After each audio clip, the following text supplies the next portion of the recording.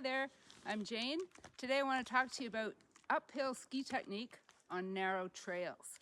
Today I'm skiing on a beautiful bush trail that was made by a snow machine, and I've learned how to adapt my technique for getting up hills as effortlessly as possible. So just a bit of language to start with. Ski tips. This is the tip of my ski. Another key concept is the edge of my ski. So if we look at these wonderful old wood skis, right now I am putting my uphill edge into the slope.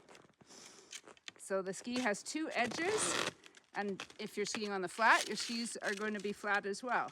But when you get to hills, you're going to make use of your edge to give you some control. I think of it as biting into the slope. Another key word I want to talk to you about is the angle of my skis to the slope.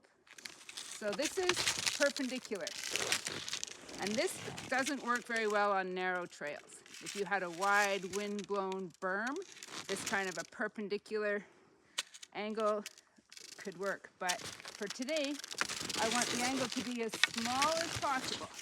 So this is a small angle, and then this here is a bit more angle. So key concepts: the tip of the ski, the edge, the uphill edge, and the angle of my ski to the slope. So the number one principle of enjoyable uphill on narrow trails is to keep your tips over the packed portion of the trail. As soon as my tips are over here in fresh snow, very frustrating, very tiring. So my priority is to keep the tips over the packed trail. So I'm doing in parallel steps such that with the smallest angle possible, but I'm using my edge to give me a little bit of bite into the slope. And sitting up like that. Okay, so I'm skiing straight up.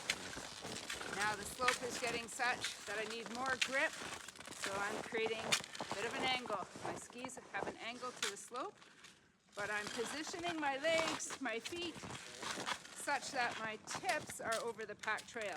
So that might mean that my tails are in the fresh snow. But it's easier to have your tails in the fresh snow, the back of your ski in the fresh snow, as long as the tip of your ski stays over the packed trail. And then when the slope is less, I just go back to my regular diagonal stride. Some hills, it makes sense to take off your skis and walk. I'm going to ski down, but I'm going to angle my skis a little bit. So when I take off my skis, I'm in this sturdy position.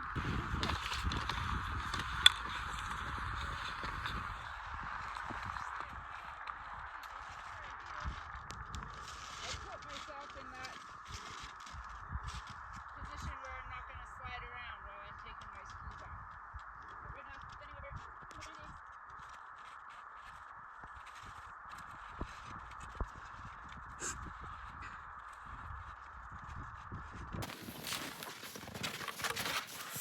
Another thing to think about is trail profile.